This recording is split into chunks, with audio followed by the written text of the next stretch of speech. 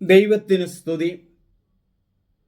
ഏറ്റവും പ്രിയമുള്ളവരെ, മാർച്ച് 9 ഞായറാഴ്ച ദേവാലയത്തിൽ വായിക്കുവാനുള്ള സുവിശേഷ ഭാഗമാണ് മത്തായിയുടെ സുവിശേഷം 9 അധ്യായം 9 മുതൽ 13 വരെയുള്ള തിരുവചനങ്ങൾ. യേശു അവിടുന്ന് നടന്നു നീങ്ങവേ മത്തായി എന്നൊരാൾ ചുങ്കസ്ഥലത്ത് ഇരിക്കുന്നത് കണ്ടു. യേശു അവനോട് പറഞ്ഞു, എന്നെ അനുഗമിക്കുക. അവൻ എഴുന്നേറ്റ് യേശുവിനെ അനുഗമിച്ചു. യേശു അവൻ്റെ ഭവനത്തിൽ ഭക്ഷണത്തിനിരുന്നപ്പോൾ അനേകം ചുങ്കക്കാരും പാപികളും വന്ന് അവനോടും ശിഷ്യന്മാരോടും കൂടെ ഭക്ഷണത്തിനിരുന്നു. ഫരിസ്യർ ഇത് കണ്ട് ശിഷ്യന്മാരോട് ചോദിച്ചു, നിങ്ങളുടെ ഗുരു ചുങ്കക്കാരോടും പാപികളോടും കൂടെ ഭക്ഷിക്കുന്നത് എന്തുകൊണ്ട്? ഇത് കേട്ട് അവൻ പറഞ്ഞു, ആരോഗ്യമുള്ളവർക്കല്ല രോഗികൾക്കാണ് വൈദ്യനെ കൊണ്ട് ആവശ്യം. ബലിയല്ല, കരുണയാണ് ഞാൻ ആഗ്രഹിക്കുന്നത് എന്നതിൻ്റെ അർത്ഥം നിങ്ങൾ പോയി പഠിക്കുക. ഞാൻ വന്നത് നീതിമാന്മാരെ വിളിക്കാനല്ല, പാപികളെ വിളിക്കാനാണ്. ഏറ്റവും സ്നേഹമുള്ള വൈദികരെ, സിസ്റ്റേഴ്സെ, പ്രിയ മാതാപിതാക്കളെ, യുവാക്കളെ, മാർച്ച് 9 ഞായറാഴ്ച നമ്മുടെ ദേവാലയങ്ങളിൽ വായിക്കാനുള്ള സുവിശേഷ ഭാഗമാണ് മത്തായിയുടെ സുവിശേഷം 9 അധ്യായം 9 മുതൽ 13 വരെയുള്ള തിരുവചനങ്ങൾ. ഈ സുവിശേഷ ഭാഗ വിശുദ്ധീകരണത്തിൽ 9 കാര്യങ്ങളാണ് അവതരിപ്പിക്കുന്നത്. 1, കഫർനൗം, ഈശോയുടെ ഗ്രാമമാണത്. 2, യേശു കണ്ടു, ബിഹോൾഡ്, സീ. കാണുന്നതിന് 2 കാര്യങ്ങളുണ്ട്, പ്ലഷർ ആൻഡ് അൺപ്ലഷർ. പ്ലഷർ എന്ന് പറഞ്ഞാൽ കാണുന്നത് സന്തോഷമാണ്. നല്ല മനോഹരമായ ഒരു പൂന്തോട്ടം കാണുന്നത് നമുക്ക് സന്തോഷമാണ്. എന്നാൽ രോഗം പിടിച്ചു കിടക്കുന്ന ഒരു മനുഷ്യനെ കാണുന്നത് സന്തോഷമില്ലായ്മയാണ്, അൺപ്ലഷറാണ്. 3-ാമത്തെ കാര്യം, ജനത്തിന് ഇഷ്ടമില്ലെങ്കിലും യേശുവിന് ഈ മത്തായിയെ ഇഷ്ടമാണ്. ഈ കേൾക്കുന്ന നിങ്ങൾ വിചാരിക്കുന്നുണ്ടാവും, നിങ്ങളെ ആർക്കും ഇഷ്ടമില്ല, വീട്ടിലുള്ളവർക്ക് ഇഷ്ടമില്ല, ജനത്തിന് ഇഷ്ടമില്ല, പക്ഷേ നിങ്ങളെ യേശുവിന് ഇഷ്ടമാണ്. 4-ാമത്തെ കാര്യം, ഫോളോ മീ. യേശു പറയുകയാണ്, എന്നെ അനുധാവനം ചെയ്യുക. അതിന് ഒരു ഗ്രീക്ക് വാക്കുണ്ട്, ഔദേയി മോയി, അനുഗമിക്കുക, ഫോളോ മീ. യേശുവിൻ്റെ ശക്തമായ വചനങ്ങളാണ്. ഞാൻ വന്നിരിക്കുന്നത്, ഞാനൊരു ഡോക്ടറാണ്, രോഗികൾക്കാണ് ഡോക്ടറെ ആവശ്യം എന്ന് യേശു പറയുകയാണ്. അതിൽ തന്നെ വചനം പറയുകയാണ്, ഞാൻ ബലിയല്ല, കരുണയാണ് ആഗ്രഹിക്കുന്നത്. നമ്മിൽ നിന്നും പ്രതീക്ഷിക്കുന്ന പ്രത്യുത്തരം എന്താണ് ഈ നോമ്പ് കാലത്ത്? നിങ്ങളെല്ലാവരും ഇത് സബ്സ്ക്രൈബ് ചെയ്യണം, ഷെയർ ചെയ്യണം. വചനം വളർത്താം, വചനത്തിലാകാം. ദൈവം നമ്മെ അനുഗ്രഹിക്കും. ഏറ്റവും സ്നേഹമുള്ളവരെ, യേശു കഫർനൗമിലൂടെ കടന്നു പോകുമ്പോഴാണ് ഈ സംഭവം ഉണ്ടായത്. യേശുവിൻ്റെ ഗ്രാമമാണ് ഈ കഫർനൗം. ഗലീലിയ തടാകം ഇതിനോട് ചേർന്നാണ് കിടക്കുന്നത്. മീൻപിടുത്തക്കാരെല്ലാം വന്ന് മീൻ പിടിച്ച് ആളുകൾക്ക് കൊടുക്കും. അവിടെ ഇരിക്കുന്ന ഒരു ടാക്സ് കളക്ടറാണ്, നികുതി പിരിവുകാരനാണ് മത്തായി. ഈ മത്തായിയെ യേശു കണ്ടു എന്നാണ് പറയുക. കാണുക എന്ന് പറഞ്ഞാല് ബിഹോൾഡ്, സീ. ഇതിന് 2 കാര്യങ്ങളുണ്ട്. 1, പ്ലഷർ ആൻഡ് അൺപ്ലഷർ. പ്ലഷറാണ് നമുക്ക് നല്ലത് കാണുന്നത്. ഒരു കൊച്ചു കുഞ്ഞ് പുഞ്ചിരിച്ചു നിൽക്കുന്നത് കാണുന്നത് നമുക്കിഷ്ടമാണ്. നല്ലതുപോലെ അണിഞ്ഞൊരുങ്ങിയൊരു മണവാട്ടി നിൽക്കുന്നത് കാണുന്നത് നമുക്ക് സന്തോഷമാണ്. എന്നാൽ രോഗം പിടിച്ചു കിടക്കുന്ന, അളിഞ്ഞു കിടക്കുന്ന ഒരു മനുഷ്യനെ കാണുന്നത് നമുക്ക് സന്തോഷമല്ല, അൺപ്ലഷറാണ് നമുക്ക് തന്നെ. ഈ അൺപ്ലഷറിൻ്റെയും പ്ലഷറിൻ്റെയും സംയുക്തമായതാണ് നമ്മുടെ ജീവിതം. ടാക്സ് കളക്ടേഴ്സിനെ ആർക്കും ഇഷ്ടമില്ലാത്ത ഒരു അവസ്ഥയാണ്. കാരണം അവർ ബലമായിട്ട് ജനങ്ങളിൽ നിന്നും കുത്തിപ്പിഴിഞ്ഞ് അവരുടെ പണം അപഹരിച്ചിരുന്നു എന്ന് പറയാം. ടാക്സ് കളക്ടേഴ്സ് അങ്ങനെയാണ്. അങ്ങനെയുള്ള ഒരു മനുഷ്യനെയാണ് യേശു കാണുന്നത്. അങ്ങനെയുള്ള ഒരു മനുഷ്യനെ എന്തുകൊണ്ടാണ് ഈ ടാക്സ് കളക്ടേഴ്സിനെ യേശു കണ്ട് സ്വീകരിച്ചത്? അന്ത്രയോസും അവിടെ വല നന്നാക്കിക്കൊണ്ടിരിക്കുമ്പോൾ യേശു കണ്ടു. അവരെ വിളിച്ചു, ഫോളോ മീ, എന്നെ അനുഗമിക്കുക. യേശുവിന്റെ ശിഷ്യന്മാരെ അങ്ങനെ അനുഗമിക്കുക. ഒരുപക്ഷെ മത്തായിയുമായിട്ട് നേരത്തെ തന്നെ ഒരു ബന്ധമുണ്ട്. പരസ്യമായ ബന്ധമായിരിക്കണമെന്നില്ല. ഇത് കർത്താവ് യേശു അടുത്തേക്ക് ചെന്നിട്ട് വിളിക്കുന്ന, അടുത്ത് വിളിക്കുകയാണ്. അവനെ ഫോളോ മീ എന്ന് പറയുകയാണ്. മൂന്നാമത്തെ പോയിന്റ്, ജനത്തിന് ഇഷ്ടമില്ലെങ്കിലും കർത്താവ് നിന്നെ കാണുന്നുണ്ട്. ജനത്തിന് ഇഷ്ടമില്ല നിങ്ങളെ കാണുന്നത്, നിങ്ങളുടെ മാതാപിതാക്കന്മാർക്ക് ഇഷ്ടമില്ല. ഒരു സഹോദരി വീട്ടിൽ നിന്നും പുറത്തുപോയി പല കാര്യങ്ങളിൽ ഇടപെട്ടു. വീട്ടിലെ മാതാപിതാക്കന്മാർക്കും ബന്ധുമിത്രാദികൾക്കും അത് ഇഷ്ടമില്ല. അവൾ ചെയ്യുന്ന ആ ക്രിസ്തുവിന് വേണ്ടിയുള്ള സേവനം, യേശുവിന് വേണ്ടി ചെയ്യുന്ന ആ കാര്യത്തില് നിങ്ങളെ ഇഷ്ടമില്ലെങ്കിലും, ജനത്തിന് ഇഷ്ടമില്ലെങ്കിലും, വീട്ടുകാർക്ക് ഇഷ്ടമില്ലെങ്കിലും, ഈ വചനം കേൾക്കുന്ന പ്രിയമുള്ളവരെ, നിങ്ങളെ യേശുവിന് ആവശ്യമുണ്ട്. അതാണ് ഇന്നത്തെ സുവിശേഷം പറയുന്നത്. നിങ്ങൾ ഏത് തരത്തിൽപ്പെട്ടവരാകട്ടെ, ആ ബെത്സയിദ കുളക്കരയിലെ യോഹന്നാന്റെ സുവിശേഷത്തിൽ 5-ാം അധ്യായത്തിൽ നമ്മൾ കാണുന്നത് എന്താ? 38 വർഷമായിട്ട് ബെത്സയിദ കുളക്കരയിൽ കിടക്കുന്ന ആ രോഗി, അവൻ കുരുടനെന്നോ മുടന്തനെന്നോ തളർവാദ രോഗിയെന്നോ ഒന്നും ബൈബിളിൽ പറയുന്നില്ല. 38 വർഷമായി അവിടെ കിടക്കുന്ന അവനെ കണ്ട് മനസ്സലിഞ്ഞ് യേശു അടുത്തു ചെന്ന് അവനോട് ചോദിക്കുകയാ, നിനക്ക് സുഖം പ്രാപിക്കാൻ ആഗ്രഹമുണ്ടോ? അവൻ പറയും, എന്നെ ഇറക്കാൻ ആരുമില്ല, എന്നെ ഇറക്കാൻ ആരുമില്ല. പക്ഷെ യേശു അടുത്തു വന്നിരിക്കുക. എത്രയോ വർഷമായി ആ ഗലീലിയ തടാകത്തിന്റെ തീരത്തിരുന്ന് ചുങ്കം പിരിച്ചിരുന്ന ഈ മനുഷ്യനെ ആരും പറഞ്ഞിട്ടില്ല, ഫോളോ മീ, എന്നെ അനുഗമിക്കുക എന്ന്. എന്നാൽ യേശു പറയുക, നീ എന്നെ അനുഗമിക്കുക. ഒരു സിസ്റ്ററിനെ ഞാൻ ഓർക്കുകയാ. സിസ്റ്റർ ഹിന്ദുവായിരിക്കുന്ന കാലഘട്ടത്തിൽ വളരെ ഉന്നത വിദ്യാഭ്യാസം നേടി കോളേജിൽ പഠിപ്പിക്കുന്ന കാലഘട്ടം. ബെഥനി സിസ്റ്റേഴ്സിന്റെ കൂടെയാണ് ആ സിസ്റ്ററെ ജീവിച്ചിരുന്നത്. ഒരിക്കലും പള്ളിയിൽ പോകുന്ന ഇഷ്ടമില്ല, ഹിന്ദുവാണ്. ഈ കന്യാസ്ത്രീകൾ ഉടുപ്പൊക്കെ ഇട്ട് നടക്കുന്നത് കാണുന്നതും ഇഷ്ടമില്ല.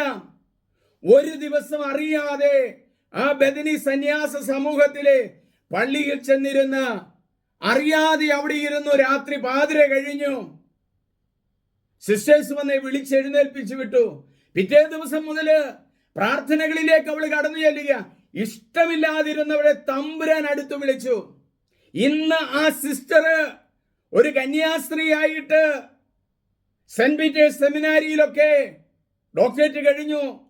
ആ ഡോക്ടറേറ്റ് ഒക്കെ കഴിഞ്ഞ് സെന്റ് പീറ്റേഴ്സ് സെമിനാരിയിൽ ഇന്ന് വൈദിക വിദ്യാർത്ഥികൾക്ക് ക്ലാസ് എടുക്കുന്ന, ഇഷ്ടമില്ലെങ്കിലും, നിങ്ങൾക്ക് ഇഷ്ടമില്ലെങ്കിലും ദൈവം നിങ്ങളെ വിളിക്കുകയാ, ദൈവം നിങ്ങളെ തെരഞ്ഞെടുക്കുകയാ.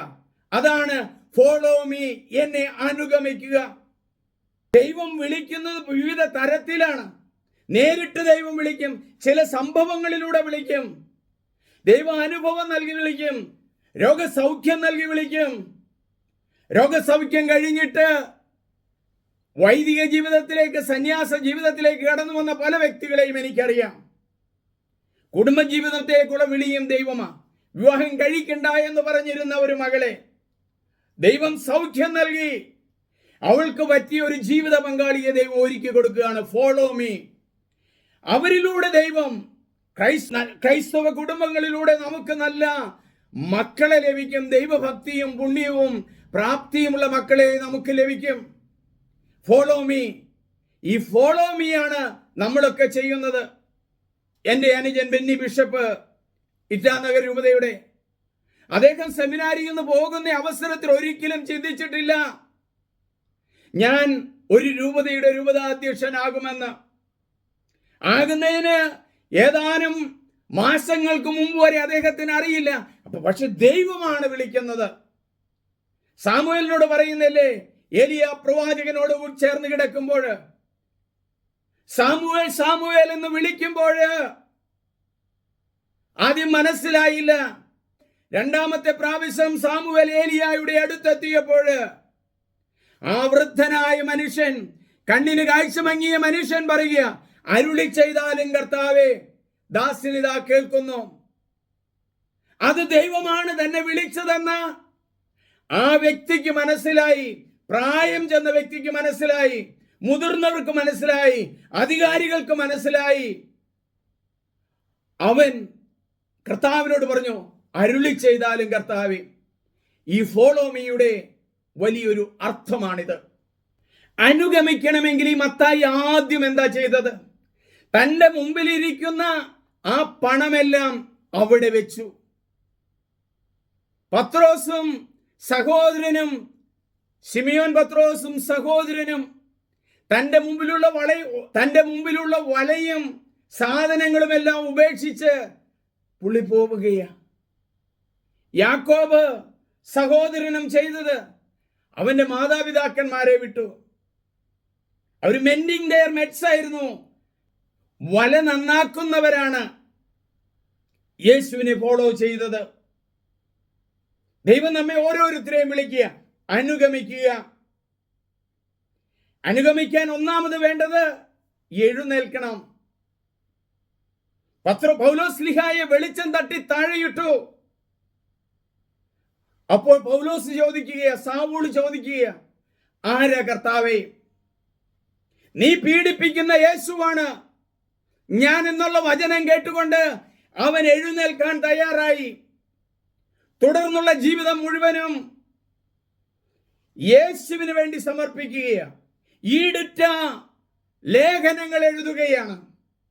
ഇന്ന് നമ്മുടെ ദേവാലയങ്ങളിലും നമ്മുടെ ശുശ്രൂഷകളിലും നമ്മുടെ വചന പ്രഘോഷണങ്ങളിലും നമ്മൾ ഉപയോഗിക്കുന്നത് ഈ പൗലോസിന്റെ ലേഖനങ്ങളല്ലേ? ദൈവം പൗലോസിനെ വിളിച്ചത് അങ്ങനെയാ, എഴുന്നേൽക്കാൻ തയ്യാറാവുക, എഴുന്നേൽക്കാൻ തയ്യാറാവുക. നമ്മുടെ അവസ്ഥ എന്താണെന്ന് ദൈവം ചോദിക്കുന്നില്ല. നീ മദ്യപാനിയാണോ എന്ന് ദൈവം ചോദിക്കുന്നില്ല. നീ രോഗിയാണോ എന്ന് ചോദിക്കുന്നില്ല. നീ എഴുന്നേറ്റ് നിന്റെ കിടക്കയും എടുത്തു പോവുക. തളർവാദ രോഗിയെ സൗഖ്യപ്പെടുത്തിയ ശേഷമാണ് ഈ ഭാഗം വരുന്നത്. നീ എഴുന്നേറ്റ്, നിന്റെ പാപങ്ങൾ മോചിക്കപ്പെട്ടിരിക്കുന്നു. നീ എഴുന്നേറ്റ് നിന്റെ കിടക്കയും എടുത്ത് നിന്റെ ഭാണ്ഡവും എടുത്തു പോവുക. നിന്റെ പാപത്തിന്റെ ഭാരങ്ങളെല്ലാം ഉപേക്ഷിക്കുക. ദാവീദിന്റെ പുത്രനായ യേശുവേ എന്നിൽ കനിയണമേ എന്ന് ആ കുഷ്ഠരോഗി വിളിച്ചപേക്ഷിച്ചപ്പോൾ അവനോട് എഴുന്നേൽക്കുക, യേശു നിന്നെ വിളിക്കുന്നു, ധൈര്യമായിരിക്കുക, യേശു നിന്നെ വിളിക്കുന്നു. ധൈര്യമായിരിക്കുക, എഴുന്നേൽക്കുക, യേശു നിന്നെ വിളിക്കുന്നു എന്നുള്ള വചനം കേട്ടുകൊണ്ട് യേശുവിന്റെ അരികിലേക്ക് അന്തൻ ചെന്നു. നിനക്കെന്തു ചെയ്യണം? ഈ വചനം കേൾക്കുന്നവരെ, ഒരുപക്ഷെ നിങ്ങളുടെ കണ്ണിന് കാഴ്ച കുറവുള്ളവരായിരിക്കാം. ദൈവം നിങ്ങളെ അടുത്ത് വിളിക്കുകയാണ്, നിങ്ങളുടെ കണ്ണുകളിലേക്ക് പ്രകാശം നൽകുകയാണ്. ദൈവത്തിന് അസാധ്യമായിട്ടൊന്നുമില്ല. മറിയ ഈ അസാധ്യമല്ലാത്ത എല്ലാം സാധ്യമാകുന്ന ദൈവത്തിന്റെ തിരുമുമ്പിലാണ് ഈ വചനം നിങ്ങൾ കേൾക്കുന്നത്. വിശ്വസിക്കുക, നീയും നിന്റെ കുടുംബവും രക്ഷ പ്രാപിക്കും. പൗലോസും സീലാസും ഒരുമിച്ച് ആ ശതാധിപനോട്, അവനും അവന്റെ കുടുംബവും വിശ്വസിച്ചു. അവനും അവന്റെ കുടുംബവും വിശ്വസിച്ചതുപോലെ വിശ്വാസത്തിന്റെ തിരകളിലേക്ക് കയറി ചെല്ലുമ്പോൾ ആ തിരമാലകൾ നിങ്ങളെ സ്വീകരിക്കാൻ തയ്യാറാണ്. വചനത്തിന്റെ ആഴങ്ങളിലേക്ക് നിങ്ങളെ കൊണ്ടുപോകും. ആ വചനത്തിന്റെ ആഴങ്ങളിൽ നിങ്ങൾക്ക് ജീവിക്കുവാനായിട്ട് കഴിയും. അതാണ് ദൈവം നമ്മുടെ മുമ്പിൽ ഈ അവസരത്തിൽ വെച്ച് നീട്ടുക. നീ എഴുന്നേൽക്കുക, നീ ഉപേക്ഷിക്കുക, നിന്റെ ദുശീലങ്ങൾ ഉപേക്ഷിക്കുക. അതാണല്ലോ നോമ്പ്. നമ്മൾ ചെയ്യുന്ന പ്രാർത്ഥനകളും ഉപവാസവും പ്രാർത്ഥനയും എല്ലാം ഇതിനു വേണ്ടിയാണ്. നീ എഴുന്നേൽക്കുക. ഈ 40 ദിവസത്തെ ഉപവാസത്തിൽ നീ എഴുന്നേൽക്കുക. രണ്ടാമത് പറയുകയാണ്, നീ അനുഗമിച്ചു. യേശുവിനെ അനുഗമിക്കുക, കൂടെ പോവുക, യേശുവിന്റെ കൂടെ പോവുക. Are you ready to go with Jesus Christ?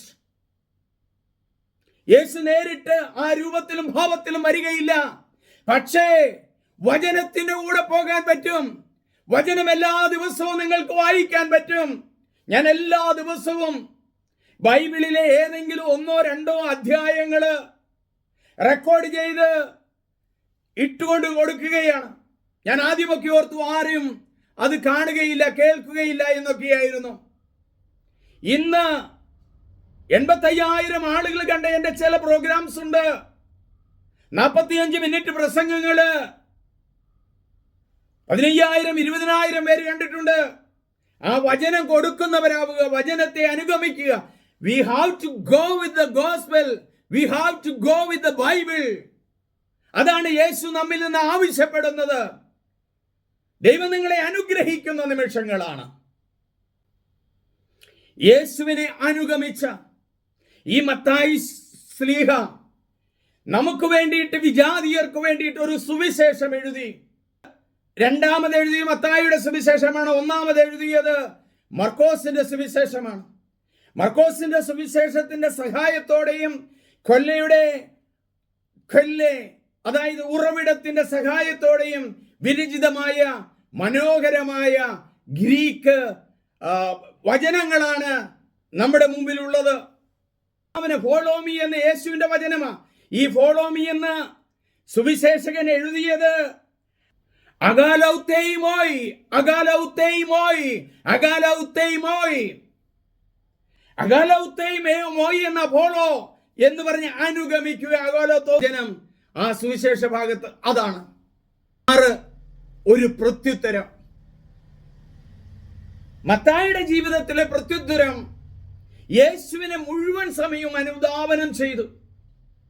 നമ്മൾ പലരും യേശുവിനെ അനുധാവനം ചെയ്യുന്നവരാ. ദിവ്യബലിയിൽ പങ്കെടുത്തുകൊണ്ട്, വചന പ്രഘോഷണങ്ങൾ കേട്ടുകൊണ്ട്, ധ്യാനങ്ങളിൽ പങ്കെടുത്ത് നമ്മൾ യേശുവിനെ അനുഗമിക്കുക. We are following Jesus Christ. അഗാലൗത്തേയ്മോയ് യേശുവിനെ അനുഗമിക്കുകയാ.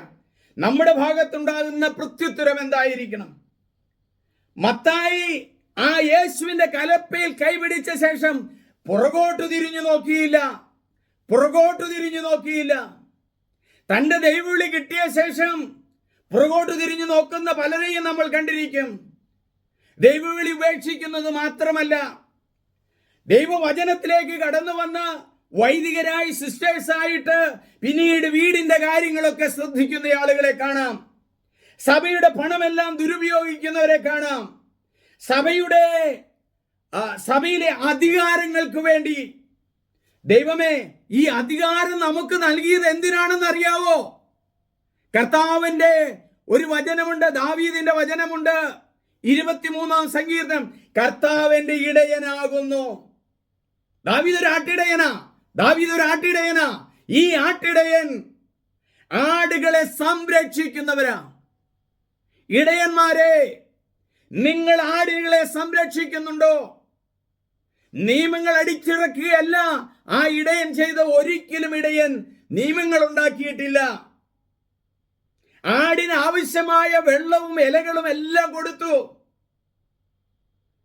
വചനം എഴുതിയിരുന്നത് പണ്ട് തുകലുകളിലാ. ഈ എഴുതിയ വചനം കൊടുക്കുക.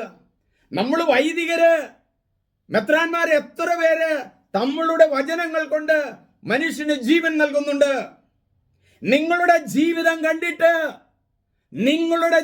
കണ്ടിട്ട് ഒരാളെങ്കിലും ക്രൈസ്തവ വിശ്വാസത്തിലേക്ക്, മാമുദീസ എന്ന വാക്ക് ഞാൻ പറയുന്നില്ല, ക്രൈസ്തവ വിശ്വാസത്തിലേക്ക് എനിക്കെന്റെ നെഞ്ചിൽ വെച്ചിട്ട് കൈവച്ചിട്ട് പറയാൻ കഴിയും.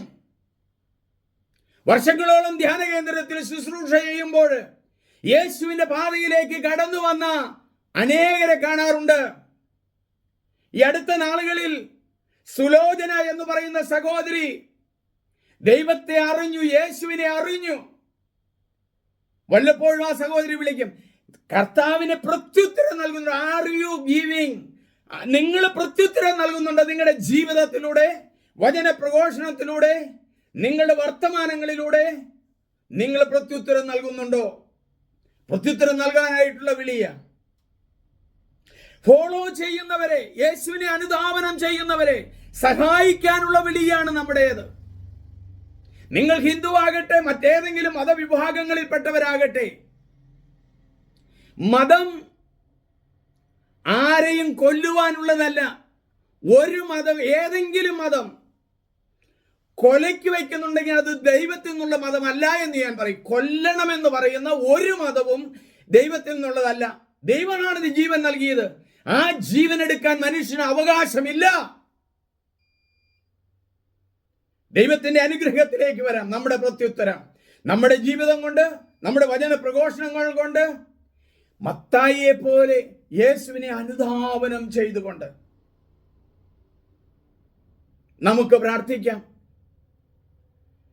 കർത്താവായ യേശുവേ, അങ്ങയുടെ യാത്രയിലാണല്ലോ അങ്ങ് കണ്ടുമുട്ടുന്നത് മത്തായിയെ. അവനോട് ശക്തമായ ഭാഷയിൽ അങ്ങ് പറഞ്ഞ 2 വാക്കുകൾ, ഫോളോ മീ, എന്നെ അനുഗമിക്കുക. കർത്താവേ, അങ്ങയുടെ വചനത്തെ അനുഗമിക്കാൻ, പരിശുദ്ധ കുർബാനയെ അനുഗമിക്കാൻ ഞങ്ങളെ പഠിപ്പിക്കണമേ. ഞങ്ങളിൽ നിന്നും വന്നുപോയ തെറ്റുകൾ ഞങ്ങളോട് ക്ഷമിക്കണമേ. ഈ നോമ്പ് കാലത്ത് ഞങ്ങളുടെ എല്ലാ കാര്യങ്ങളും യേശുവേ അങ്ങയുടെ മുമ്പിലേക്ക്, വചനത്തിലേക്ക്, കുർബാനയിലേക്ക്, ശുശ്രൂഷകളിലേക്ക് ഞങ്ങൾ സമർപ്പിക്കുന്നു. അങ്ങയെ അനുഗമിക്കാൻ ഞങ്ങളെ ശക്തരാക്കണമേ. വന്നുപോയ പാപങ്ങൾ ഞങ്ങളോട് ക്ഷമിക്കണമേ. ഈ വചന പ്രഘോഷണ അവസരത്തിൽ പ്രത്യേകിച്ച് അങ്ങ് രോഗികളുടെ മേൽ ഇടപെടുന്നതായിട്ട് പല സന്ദേശങ്ങൾ നൽകുന്നുണ്ടല്ലോ. ഈ വചനം കേൾക്കുന്ന ഓരോരുത്തരെയും അനുഗ്രഹിക്കണമേ. ആമേൻ. സ്നേഹമുള്ളവരെ, ഈ വചനം നിങ്ങൾ മറ്റുള്ളവർക്ക് ഷെയർ ചെയ്യണം, സബ്സ്ക്രൈബ് ചെയ്യണം. ഈ വചനം ഒരുപക്ഷെ വൈദികർക്ക് കിട്ടിക്കഴിഞ്ഞാൽ അവർക്ക് വചന പ്രഘോഷണത്തിന് എളുപ്പമുള്ളതാകും. കാരണം അവർക്ക് ചിലപ്പോൾ തിരക്ക് കൊണ്ട് അത് പഠിക്കാനായിട്ട് കിട്ടിയില്ല. ആദ്യത്തെ 6 പോയിന്റുകൾ: 1, ഖഫർനാമിലെ യേശു; 2, യേശു കണ്ടു എന്നുള്ള കാര്യം; 3, ജനത്തിന് ഇഷ്ടമില്ലെങ്കിലും യേശുവിനെ ഇഷ്ടമാണ് എന്നുള്ള കാര്യം; 4, എന്നെ അനുഗമിക്കുക; 5, യേശുവിൻ്റെ ശക്തമായ വചനമാണ്. ആ വചനത്തിലാണ്, ആ നോട്ടത്തിലാണ് യേശുവിനെ അനുഗമിച്ചത്. 6, പ്രത്യുത്തരം നമ്മുടെ ജീവിതത്തിൽ നിന്ന്. എല്ലാവരെയും ഈ ഞായറാഴ്ച പ്രത്യേകമായി അനുഗ്രഹിക്കട്ടെ. നിങ്ങളെല്ലാവർക്കും പ്രാർത്ഥനയും ആശംസകളും സ്നേഹപൂർവ്വം സണ്ണി പുൽപ്പറമ്പിൽ. ദൈവമേ, നന്ദി.